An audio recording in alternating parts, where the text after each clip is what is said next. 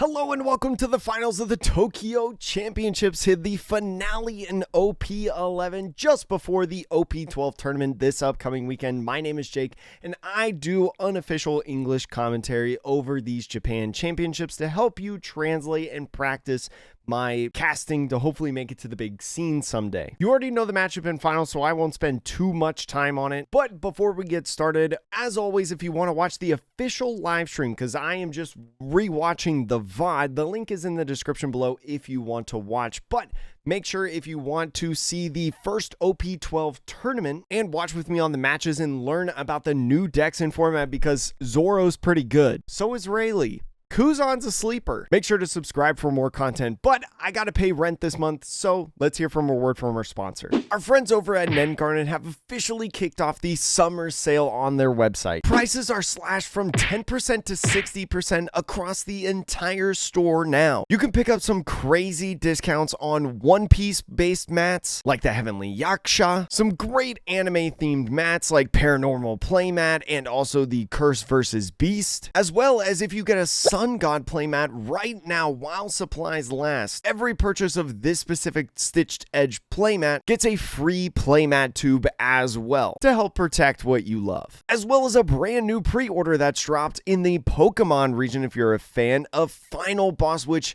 the colors on this are insane, man. I love this design. You can use my code Atrocious to save an extra 5% off and help support the channel. And make sure to grab your new favorite playmat while this sale's going on, because you don't want to miss it. Now, back to the video. Blue-Purple Luffy facing off against Belo. Blue-Purple Luffy, a slow setup deck, right? Once they get to 8 Dawn before their Dawn phase in a start of the turn, that's really when the deck starts to stabilize. We really saw that apparent in the top 8 video. If you haven't watched that yet, highly encourage you to go check out the playlist of all the matches from this tournament on my channel. But can Belo go faster than that, right? As the premier aggro deck, the big glass cannon of the format, this deck's reign to supreme is purely built on Blue-Purple Luffy being the best deck in format, right? It is the best counter pick to that deck. So you gotta think that Belo, a good matchup here in the finals. I don't think they've decided who's going first and who's going second yet. This rock, paper, scissors probably definitely mattering in the long run. It looks like Blue-Purple Luffy is going to go first right here. Let's take a look at the starting hands. The Belo, looking at this hand, has a Revolutionary Army HQ to be able to filter, find some certain pieces, has got the Kumas, right? Kuma might be a really nice answer to a 4-cost Bon Clay if that hits the field. Ivankov, a really nice swarm character, right, at 7,000 power or more. After getting that boost, is going to be able to play out another character, and a Zeus. We saw it in the top 4 round how Zeus was so impactful, right, on that board control. Could be impactful in this one as well. We know that Blue-Purple Luffy plays things like 5-cost Nami on the field, right? Being a 5-cost is susceptible to that Zeus play to get more aggro at face, nullifying the blockers. The Blue-Purple Luffy starting hand looks not good. Starting off after that mulligan with 2 gear, 2 events, a Red Rock, an 8-cost Katakuri, and a 9-cost Luffy. This may be disastrous, right? You want to have some early game plays to be able to battle with the different bodies that Belo might put on the field. Although Gear 2 is going to be really nice to ramp, it's going to be really difficult to survive in this one. I think the favor is huge in Belo. Would not surprise me if Belo runs away with this show, but we've seen crazy before. We saw this Blue-Purple Luffy, I believe, in a previous round have sort of a less than desirable starting hand, but was able to kind of almost top deck their way out of it, especially off of that first life as well. So lightning could strike twice in this match. It's not over until the final swing has been taken, and we're off. Luffy going to be starting off the game on 1 Dawn and passing the turn is going to go to Belo. Belo on 2 Dawn might just go ahead and play that stage. One of the things that you might be looking for on this stage is a Belo searcher, right? To be able to filter a little bit more, be able to find some key pieces, but finds a Koala Kuma and Bartholomew Kuma, 2 different Kumas, the 2K and the 2 cost that's in hand. Opts to pick the Koala right here and passes off the turn. Is going to go ahead to Luffy's 3 Dawn side. Does find a 5-drop Nami, which is nice that you can play in the next turn. But right now, what you're looking at is pretty much just like using Gear 2 to ramp and pass. I'm not sure if you want to go in and try to use a Trigger Body. Is going to ramp to 4, is going to have 6 Dawn in the coming turn as he just passes. Doesn't want to try to get fancy with it at all as the Belo Betty moves into now a 4 Dawn turn. Finds the 1 drop on the top of the deck. Would have loved that in the last turn, but starts off with that stage, pitching the other Kuma, right? Especially with these 2,000 power characters that you're seeing with the Kuma and Belo Betty's Searcher, not really prioritizing them because with the leader effect, you're still going to require Dawn to be able to swing at the Luffy being a 6k leader without the use of Karasu.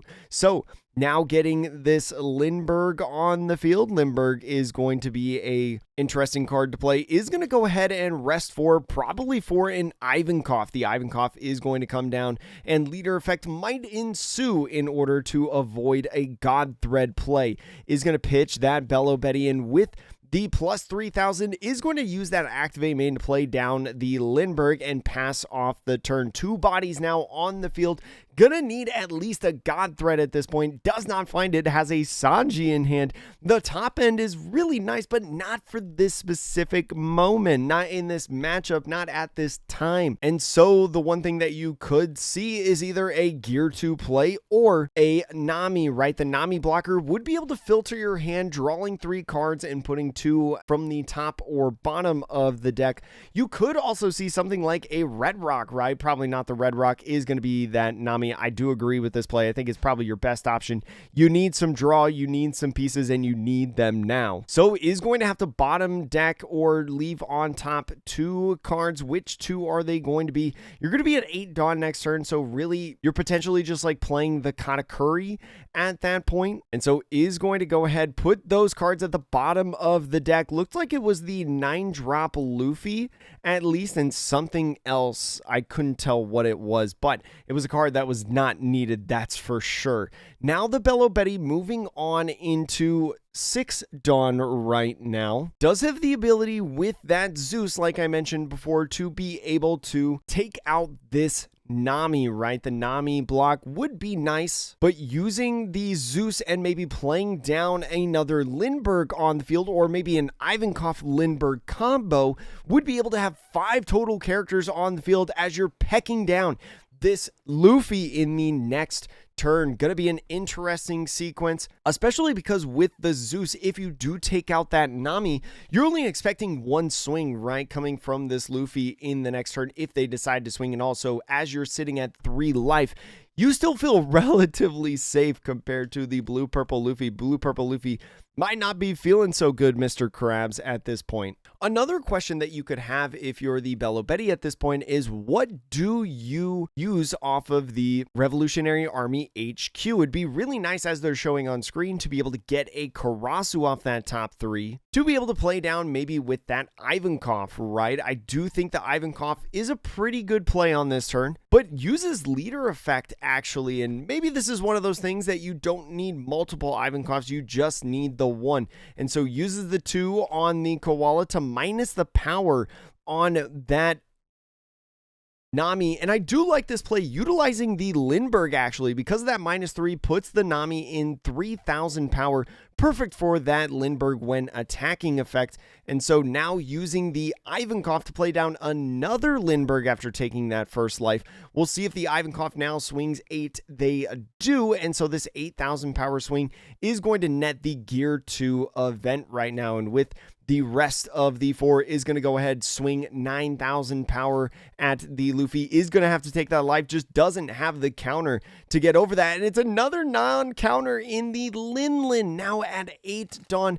Can't even use the leader effect at this point. Is going to draw for turn. What's it going to be? It's going to be an Usohachi, which is a nice 2k, but looking at this board, staring it down, I don't know how you survive in this next turn, right? You can get rid of potentially a Lindbergh, which they might go ahead and use the Zeus 2k. If they call out that maybe you're going to play down the Katakuri on curve, right, being on 8, then that means that a 6,000 power swing is going to be swinging at one of your either Ivankov or Lindbergh. So the Zeus is going to be perfect in being able to keep that body on the field and maximize the amount of swings that you've got next turn. This is kind of what we're talking about as how Belo is kind of the premier aggro deck comparatively to the blue-purple Luffy, especially against these setup decks, right? Luffy, the longer the game goes on, the more powerful it is and so hard to take down. That's why it's such a big deal within this format, right? As a tier 0 deck, the best deck in format, in my opinion. But Belo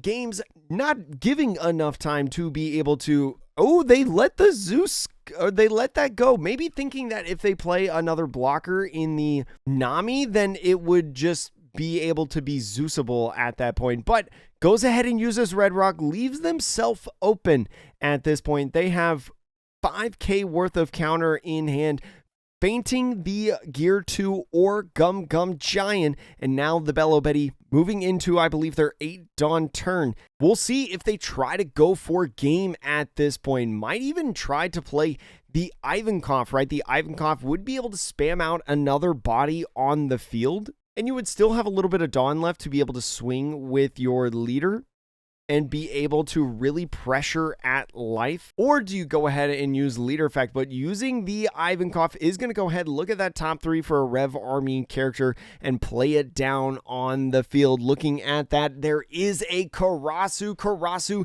going to be a huge deal within this match right now, making the Luffy a 5,000 power leader, taking it slightly off the pedestal. Is going to go ahead and use that Rev Army HQ. Maybe says, okay, I can't use leader effect with this Zeus because it's not a Revolutionary Army type card, so maybe I'll use the stage to be able to find a Revolutionary Army card to be able to utilize the leader effect and power up these 3 characters that we've got. And that's exactly what's going to happen. The Koala, the Koala and Lindbergh getting powered up right now is going to be a nice 7,000 power at lead, getting that 3k boost and 1 Dawn attached. Maybe is thinking about going 7-7-8 with the Koala, Belo and Lindbergh swings. Thinking about the math, thinking, is there a way that I can get out of this turn right now? Is thinking about going ahead and taking the life right here. You take the life, see what you can get. Is it a 2k counter? It is not, but it is a 1k, which will help. And a 7 comes in at lead now. Is going to be a nice 2k, 1k combo to get out. And the 8,000 power swing cannot get above that. He is going to match. Needed a 2k off of life to survive in that turn. And just like that, Belo is going to come away with this victory again, showcasing why this deck is so on the rise in OP11 because of how the format shifted, right? Put Belo in a prime position along with so many different aggro decks to be successful within this format. Definitely a really interesting showcase of what you can expect in the matchup a lot of times, right? From both perspectives.